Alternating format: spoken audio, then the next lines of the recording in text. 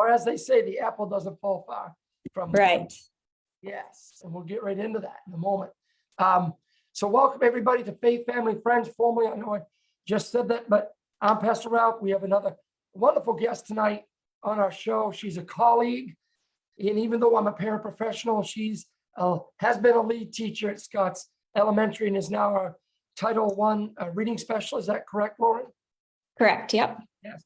And before you became the reading specialist and you lead all us wonderful WIN teachers at Scott's, you were a teacher for how long at Scott's? I started teaching at Climax Scott's in 2008. Okay. So I taught from 2008 for about almost 6 years. I started in first grade, moved to kindergarten, and then I left Climax Scott's for a short period of time and went to Kalamazoo Risa and did coaching, literacy coaching there, and then went back to Climax Scott's in 2017. So do you miss teaching the kids one-on-one, or do you really enjoy, and I want to get into the writing, but just to kind of give people an idea of your background and your education and your teaching. You're doing it from a different capacity now, of course, with the whole reading thing, but I'm thinking that your connection to K-Research and all the work that you did in learning to teach kids how to write and read is probably your greatest passion at this point in your career. it is, I do miss being in the classroom from the perspective of having one group of kids that you really bond with for that year, and you kind of see them carry through to graduation and beyond. And being in the role that I'm in now, I get to know all the kids, but not as, at deep of a level than I do having them in your classroom and seeing just that group of, 18 to 20 kiddos grow. But I love the ability to be in all classrooms and hopefully have a little bit of an impact in every classroom, K-5. So I want to say that you've been just a fabulous person to work with at Scott's, and I'm glad they accepted me back this year. It really is a family atmosphere, and just you're a quality person, a woman of faith and a hard worker, just a love for people and kids. And I really want to say too, just a unique humility to you. You don't see that a lot to people today. It's all about me, mine, and I just want to commend you for the great love you have for the kids and just the character that you have and you carry about with you at Scott's. It's a pleasure to work with you. Yeah. Take us to when you started running. I know that when I ran across country, there was a saying batted around, kind of like, it's not like another sport. You're like, most people have a love for sport because they have love for the game, whether they're hitting a baseball, shooting a basketball, or throwing a football. But runners are masochistic, or I always get masochism and sadism mixed up, that you don't mind pounding your body, that you've really got to be a fool to love running. So You're not a fool, I know, but your love for running, take us back to when that happened and who was an inspiration or what was an inspiration to you both? Well, I was actually, never a runner as a young adult. I played sports. So I grew up playing soccer, basketball, volleyball a little bit, but soccer and basketball were my two main sports. But, I always enjoyed running. So in the off season, as training for some of those, even from a young age, I enjoyed going out and going for a run. And my dad was an avid runner, still is, but is an avid runner. And from a very young age, when he would go out for his runs, even on the weekends, he would come back and I would say, Dad, can I go around the block with you? So he'd end his run and then do another little quarter mile with me.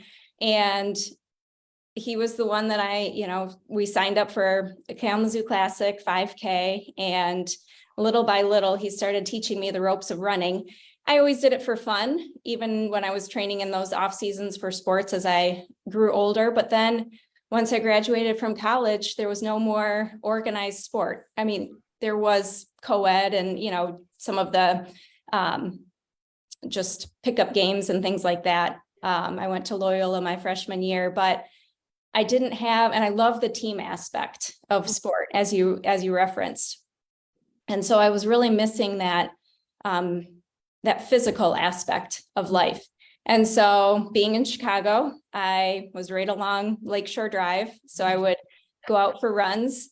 And that summer, well, the next year I signed up for a 10-miler. So my family's originally from the Flint area. I grew up here in Kalamazoo, but my parents were both born in Flint. And there's a famous race called the Crim. And so that was a 10-miler. So I had done other short distances, but little by little, I was increasing my distance. And then in 2009, I was coaching Girls on the Run. And I wanted to, they had a fundraiser program. I wanted to sign up. If you signed up to raise money for Girls on the Run, you could run the Chicago Marathon.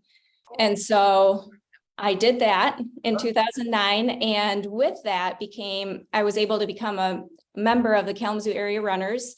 And also I was part of the Safari Run Group, which was a summer training program through Gazelle Sports, which is our local running community, store. And from there, I trained, I learned the ropes of a marathon, and some were asking me, what's your half distance time? And, all these other times I was like, I don't have one. I went from a 10-mile run to now I'm doing 26.2, but I met a great group of people, and Kalamazoo Area Runners is actually one of the largest running clubs in the United States, right here in our, town of Kalamazoo. So just having the relationships and the friendship really felt like a team. And from then we've branched off, and I've met so many people from the running community, and I have such a close, tight-knit group of friends that are really my running family. And we're called the Oakwood Morning Runners. So we get up at the crack of dawn at 5 a.m. and meet and do all of our training and support each other through all walks of life, not just the running. So do you run every day with this same group, or every once in a while? And I know you run every day. Yeah, I still take a day off or a couple days here and there. But yeah, I run with certain members of that crew throughout the week. That's cool. And sometimes I go for a run by myself. There's some solitude and, and just going out for a run to clear your head after a busy day, or if you have something on your mind or whatever. But I find a lot of strength and comfort and joy. And it's also a social aspect in the running. And yes, we are a little bit crazy in that we when we're racing and training, we push our bodies to kind of that little bit on the brink of pain. So before I ask you about the runner's high, if you've ever had that, so you can get ready to ask that question in a moment. What are some of the training techniques of running and running better that your dad taught you? And then maybe as you ran more professionally, I guess I could say, through the years, what kinds of things have you learned? I know that when I ran cross country, there were a number of things that our coach would tell us in terms of how we ran, and always leaving a little less in the gas tank, because, it was a team sport as far as cross country went. The top 3, I think, in high school, it was the top 5 in college. And you had to hit a certain mileage to get to go to nationals. But maybe you could share with some of our audience who, a lot of people know a lot about other sports, but running, a lot of people don't know the details, the descriptions. That's kind of interesting. So maybe you could share some of the things that your dad shared with you growing up, and some of the other things you've learned how to run better. Yeah. So, it's a process, and it's a long process if you're interested in meeting certain goals. So, I run, to continue to push myself and meet goals, but there's also an aspect of running that's just running for fun and running for fitness and health and well-being. But I do like to push myself, and I do like to try and meet those goals. So early on, obviously, pacing was a big piece that my dad had taught me, not going out too fast. And like you said, kind of saving some in the tank for later on. And so when we ran the Crim, that 10-miler together, he was really talking about pacing. And toward the end of the race, I was like, all right, I have some left, and I was able to go. But, I do a couple of different things. So I still do a track workout. So I didn't run track. So when I started doing all these track workouts, it was just a whole new introduction to me for the different, the 400, the 800, and so on. So Tuesdays are typically track days, and those are a little bit quicker, working on just like that leg turnover and that speed. And then Thursdays, we tend to do more tempo workouts. So a little bit faster than, what your race pace for a longer distance might be. And kind of you build that up, and then your long runs, they range anywhere from, 6 miles to 22 miles. Now that's specific to a marathon, but you kind of pare that back if you're doing a shorter distance. So, I've learned so much over the years. Nutrition is important. Proper fueling on the rate, during the runs, but also leading into the runs, and rest and recovery are just as important. So I feel like every year or every season, you still learn, and there's new things that come out that you read about, but some of the core pieces are all the same. I'm thinking that the track piece is directly helpful to the longer run to maybe leg it out at the end, or what kind of aspect of that track faster running was helpful to your marathon running? Yeah, so that's really for, like I said, some of the leg turnover, as you run and you run at a faster pace, that lactic acid builds up in your legs, and some of the track workouts help to increase that threshold. So it takes longer for your legs to build up that lactic acid. With that short recovery, then you're back on and running again. So it's just, and I'm still learning what all the different runs mean. And I do work with a running coach, and I have for quite some time, just because sometimes it takes, some of the guessing, and if you have a little injury or something that's nagging you, it's just helpful to bounce an idea off of somebody, or say like, hey, this is bothering me. How can I adjust so that I heal, but also, I'm able to continue training. So that's been really helpful. And the coaches that I've worked with have helped me get faster and stronger as a runner. What kind of mental challenge is there in running, especially marathon? And then we can lead into what marathons you've done besides the Chicago one, and then we'll have a longer discussion on the Boston Marathon, of course. So there's a lot of things that go through my brain as I'm running. But when it's getting tough, there are, I have a history of my legs cramping. So but in any race, no matter, any marathon, or even, some of the shorter races, there's going to come a point in the race when it gets hard. Your body is going to start fighting back.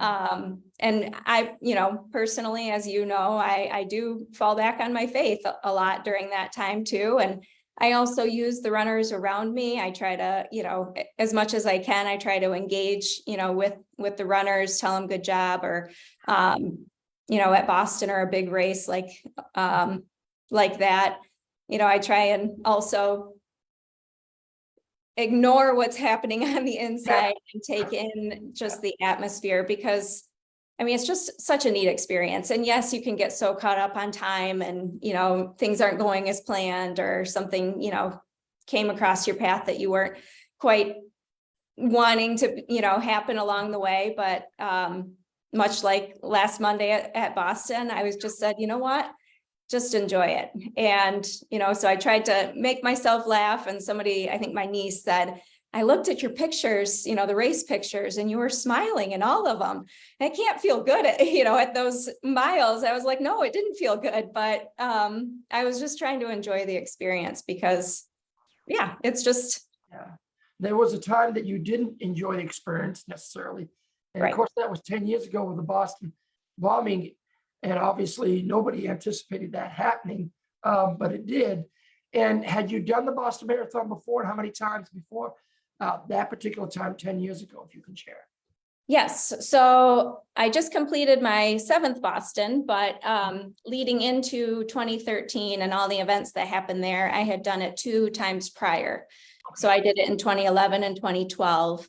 And then in 2013, the neat experience was my dad qualified for the first time. Oh, wow. So I was able to, it kind of came full circle. So my dad was the one that really got me started running, among some other close friends that I really looked up to, but my dad was the role model that I saw go out the door with his, running shorts and running shoes on, and I wanted to emulate as a kid.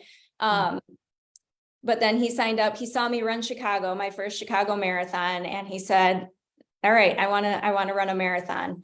And so I surprised him and I signed up for the Grand Rapids Marathon with him. He didn't know, he thought I was running it for my own personal time. And I said, nope, I signed up for a race in a couple of weeks for that. I'm running with you. So I ran his first marathon with him in Grand Rapids. So then he had qualified for Boston in 2013. So we were both in Boston. I had finished. And then with Boston, I mean, there's so many people, and as with any big race, road closures and things, but there's a family meeting area. So my mom and I were able to meet in the family meeting area. And I was walking very stiff because my legs had cramped, and also just finished a very hilly marathon. And we managed to make our way to down a little side street, which, is well known on the course, but it takes you right up to where there's like VIP seating with some bleachers and things. And so then we were watching. My dad was, by the time my mom and I met up and made our way to that spot, my dad was due in the next 20 minutes or so. And I was getting the alerts from the app saying where he was. And then all the events unfolded from there. So my mom and I were on, thankfully, the opposite side of the street. Were you concerned for his well-being, or you, like you just said, opposite side of the street where it happened? So, but then he was running into it, or how did that logistically? And at that point we didn't really know because, thankfully his legs, I take after him and that his legs cramp in marathons too. Yeah. So his pace had slowed quite a bit. But I was getting the alerts, and the last one I got was in kilometers, because they do both the miles and the kilometers, a couple, different incremental parts along the way. And the last one I had gotten was kilometers, and I wasn't thinking clearly as to what that correlated in miles, but I knew he was due to come down Boylston within minutes, of when everything happened. So my mom and I didn't see the explosion. We heard it though, because it was literally, when we went back the following year, and I'll explain all of that, you kind of take that step on a somewhat open street, and you really do realize how close you were to, everything happening. So it was on the sidewalk across the street, which is it's a 4-lane road, but so it's large, but still close. And it was so close to the finish line that at that point we kind of thought, well, fear set in immediately. So I knew it wasn't what I wanted to believe it was. I was like, well, it's so close to the finish line. Maybe it's a transmission from a speaker because, they're announcing there's so many technical pieces in, up there with the clocks and everything. Maybe something just blew, but it was too loud of I'd never experienced a bomb before, but it just shook you to the core. And, everybody around us just went into like, you just kind of ducked down and there was a period of time where, I don't really know what happened. It was kind of a weird, like, pause between, and then you heard the second bomb go off, and you could tell it was down the road the other direction, like where the runners were coming from Hereford, before turning onto Boylston. I could tell it was in a farther away, but at that point I just, my legs were very stiff, but that fight or flight kicked in. I felt nothing in my legs, and I told my mom we had to go, and we turned around and we ran, down the street as far as we could, that little side street, heading toward our hotel, which was very close. And at some point my mom stopped and said, but Lauren, your dad. So at that point I said, we're going to pray, and he's going to, we're going to meet up with him. He's going to be okay. But then the noise took over, all the sirens, and it was very confusing to a certain extent, if I can, say that, just because you had helicopters, you had ambulances, you had, the SWAT team coming in, you had sirens, and I mean, it just engulfed us because of where we were, so close to the finish. And our hotel was, by that point, it was right across the street, and we couldn't even make it across the street because of how much was just swarming. And so from my dad's perspective, so I'll put that on hold. And from my dad's perspective, he was at that final, you go under this tunnel, and then you come to a street where it's a famous, you go right on Hereford, left on Boylston, and Boylston is the finishing street. And he had just gone under that little tunnel, or the overpass, and they stopped the runners, like arm in arm, volunteers and police officers came across and made a barricade, because the runners, who knows, delirious at that point. And so you think, oh, what's happening? Why are you stopping me right now? I'm literally, my watch says 26.2, even though I still have another quarter mile, because it's always, with the turns and everything, it's always a little bit over.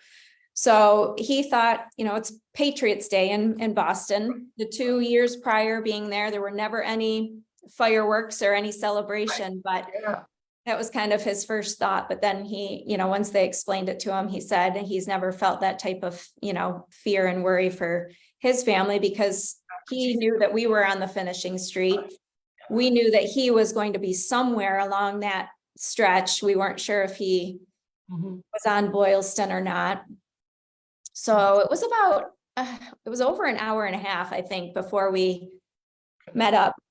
And they rerouted the runners walking, and it was kind of it was a beautiful day, but it was a little chilly day. So as soon as they stopped, they were just freezing and all of that. But as we always do, runners and people, humanity, we bound together. We started sharing phones. For a period of time, they said, don't use your cell phone.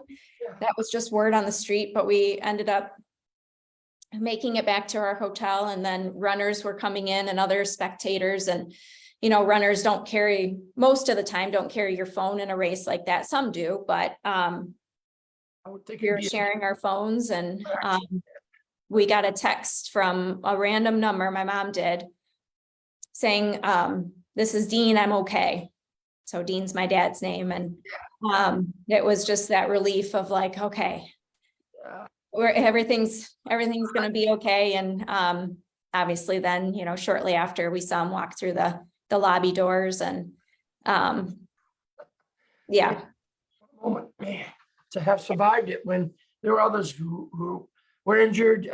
How many passed with the bombing? I'm sorry, I don't remember my history, and I should, because I'm a New Englander, but I know there were. I don't remember how many casualties. I believe it was either 4 or 5. I think they're including, in the actual event, I believe it was 3. 3 or 4. And then one of the police officers in the chase that got the brothers, there was another casualty there. But it was the amputations, the people that lost limbs. And there's one runner that, she was a dancer. She wasn't, had never run. And her name's, I believe it's Adrienne Hazlitt. But she has, just to follow her story, she's now a runner, but she lost one of her legs. So she was a professional dancer and was no longer able to dance professionally. She almost lost her arm as well.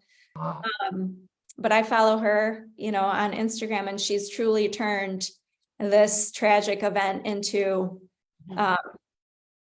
just an amazing story of, she's a motivational speaker, and she's used her platform to really do good in the world with what she's gone through. And she's since with another professional runner ran the Boston Marathon. So there's been a lot of stories and a lot of resiliency, that has come from this tragic event. So human spirit and the faith that God gives us. How long was it before you returned to the Boston Marathon? And maybe you could talk about the trauma of that experience and how difficult you found it to run again at all. Mhm. And your dad too, if Yeah, so we went back the next year. You have to. yes, you did. So the story around that was, nothing really hit me until I got home, made the flight home, because it was so eerie that night. Our all the hotels in the area went into lockdown, and you had armed guards at the elevators, and it was just, you did not feel like you were in the United States at all. And looking out on the street, it was just eerie because all you saw, there was not a person in sight. It was just blue flashing lights. So, because they were investigating that well into the night, overnight hours. I personally was afraid to go to bed that night. I wasn't sure what was gonna happen, but the next morning we left on our flight, and there were detectives at the airport just asking if you are a runner, can you check your phone? Do you have anything on your phone that might give us a picture of something that happened? And then you get home, and I was teaching at Climax Scott's at the time. And I was so thankful again for the community there, because our principal, Terry Peters, put somebody in the room with me because I would be teaching and I would just forget, what I was going to say, and just be overcome with emotion and have to just walk out and kind of gather myself. So definitely, there's not a day that goes by that I don't think about what happened. And there's still triggers, any loud noises, sirens, those are my two main ones. But it was that following week was a very trying week, very emotional week. And I couldn't pull myself away from the news. And as that Friday night, that high-speed chase where they captured the brothers, the one, died in the shootout and the other was in a boat. And I remember driving home and having so much fear just inside. But as I was driving, I was like, you know what? I was driving home from school. I said, I'm going back next year. This can't be what defines us. I'm going back. And I remember I would often come to my parents' house and have dinner, and they watched my dog for me. So I would pick up my dog and we'd have dinner. And I remember walking in the kitchen and saying, I don't know if you two agree with me. I don't know if it's the safest thing, but I'm going back next year. And my dad said, you know what? I was thinking the same thing. So my mom, dad, and I went back. My mom's not a runner, but she's an amazing support crew. She's the glue that holds us together and allows us to be able to do what we do. And 2014 was such a special year. A lot of emotion. And I remember just along the way, just being so thankful, right? You weren't just running, and many people said it, you aren't running for yourself, you're running for everybody. You're running for those that were injured. You're running for all of the police officers and, the paramedics and everybody who stepped in and stepped up that day, because they responded so fast. It was just amazing, the response time. And you're running for all those who lost their lives and those who knew people who lost their lives. So it really had another meaning, and that meaning, Boston strong. It's truly, it's such an amazing city. Boston is such an amazing city. It's just really the city, but our country, I can remember. Yeah, I agree. Yep. And I think that, as you were mentioning, I was going to say, because you were running for other than yourself, you must have felt like the times must have been that much better. Actually, that was my fastest Boston. I don't have great Boston times because that course is something else, but that was my best Boston marathon time. To you're going back, and the resiliency and the confirmation that you're not going to let this thing beat you, and your dad as well. So how many have you run since then? Has there been a year you took off, and you could kind of segue into this year's race? Yeah. So yes, after 2014, I took a little break from Boston. And so I didn't run again until 2017. We had a good friend who qualified for his first Boston Marathon and had to go and experience that. And then I went back in 2018 and my dad ran 2018. So he's done 3 Boston Marathons, and then I ran 2018 with him, and I was injured. So I actually dropped back and ran with him. And yeah, I don't know that he's had a partial knee replacement. So I don't know if he has any more marathons in him, but I was able to run that 2018, and that was the last marathon to date. Not saying he won't run one more, but that's the last one to date that he's run. And then I took another little break and I went back this year. I knew I wanted to go back for the 10-year anniversary. And, you know, I'm coming off of a lot of little injuries and hiccups. And so there was a little period of time there where I was determined to get that qualifying time. But you have to run a qualifying race to get into Boston. And then you have to be, you know, in some years you have to be under that qualifying time because it fills up so fast. So based on qualifying times. So I was determined to get there, and thankfully with a lot of help, and I qualified for Boston. And I was able to go back for that 10-year anniversary. So what was your time, your average mile, and then how long did it take for you to finish? For this one, I think my average pace was a 7:30 pace, and I finished right around 3:16:30. So how does that compare to the best time you've ever had for Boston? Best time, not Boston. Oh, in Boston. In Boston, best time was right around, I think it was a 3:14, 3:15. So not too far off, but yeah. So you were telling me about a couple of things that was really interesting and inspirational, and how, I guess, ask how long they have done this, but the blessing of the runners that they have at one of the churches, Catholic church there. How long has that been going?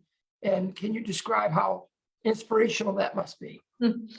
Well, actually, it's not just the Catholic Church. A lot of the churches in Boston that day before the marathon will have a runner's blessing. There's an old church, and I'm not sure what the denomination is, but there's an old church right after you go through the finish line, and it's on the left. It's a really neat stone or brick building, but they always have a runner's blessing that Sunday before. And actually, I'm going to go back to 2014 really quick. So one cool thing is part of the 2014 marathon was a lot of knitters came together and made a ton of scarves. This is the only year they did it, and they passed them out at that runner's blessing. And a friend got it for my dad because he wasn't able to finish. And then in 2014, he was able to cross the finish line. So I feel like there's always the runner's blessing. I just, you know, my parents and I found this Catholic church the first year we went, St. Anthony's Shrine, and they call the runners up after communion and the final blessing, and they say a blessing. And sometimes you get called up, and sometimes you just stand where you are. And so that's happened every year that I've been there. And as you're standing there and you have people, you know, praying with you and for you, it brings tears to my eyes every single time. The first year, I think, or maybe it was 2014, we were just standing in our pews, and a woman took out a piece of paper and wrote something down and handed a little prayer to me after the blessing. And this year, I mean, it's just, there's so many moving pieces. That's just, you know, God's present very much so in the event and in just, yeah, in our day-to-day life.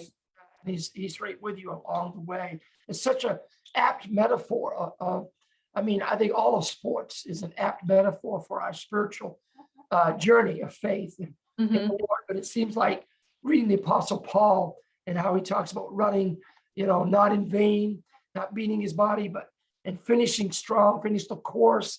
There's a lot of those scriptures that really play into the whole idea of running for the Lord.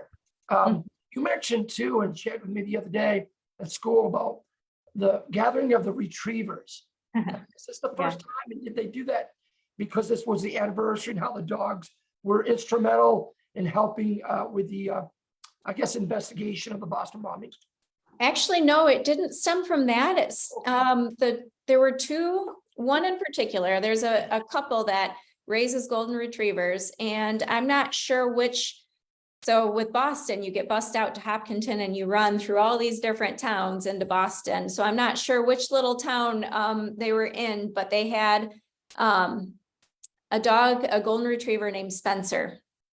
And Spencer, kind of his claim to fame was sitting out in the 2018 Boston Marathon when the weather was just miserable. I mean, sideways rain, wind advisory. It was going between rain and kind of sleet, and it was just buckets. I mean, it was miserable, hypothermia, like the whole nine yards. And this little golden retriever sat with a poncho on, with two flags in his mouth, and they taped it here. So one said Boston Strong, and there's one other flag, and I'm not sure. Obviously, I always gravitate toward the Boston Strong. That just kind of, whenever I see that, it just, yeah. So I focused on that one, but, and people just were amazed at this dog who just sat and with those flags, and people started taking pictures and all of that. Now, I don't know if that was the first year he had sat out like that, but that was the first year I think that he really gained popularity.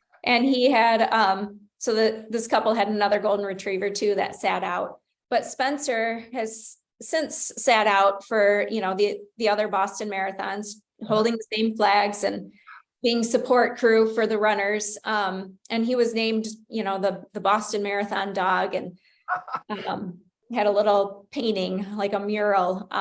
But unfortunately, Spencer passed away this February of cancer. And then actually the other dog, his companion, was died shortly after, and I think within a couple of weeks. So this couple lost both of their retrievers very suddenly.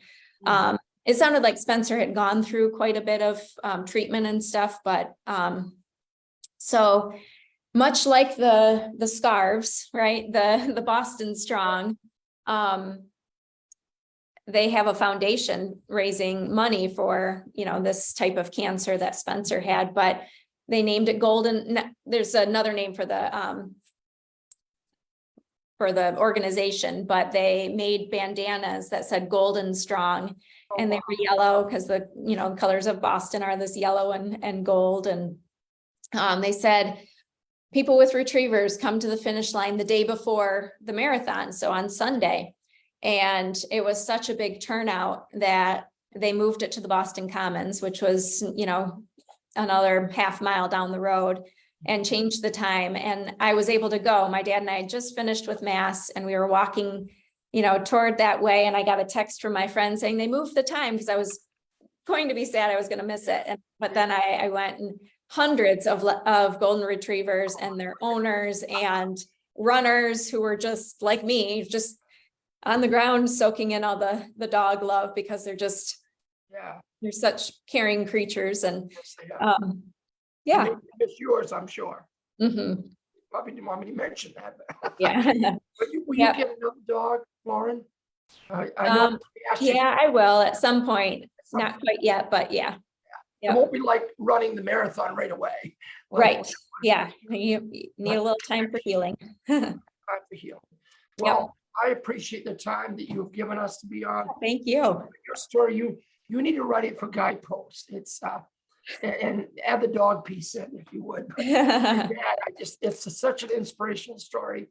And I know I shared with some of the questions. I don't know if you've seen the Chariots of Fire, but I think I had asked you the question when I texted you, and I'm sure you would agree, when Eric Little was questioned about why do you like to run? And he said he felt the pleasure of God. And I'm sure in your own way that you have felt that through the years, and will continue to run.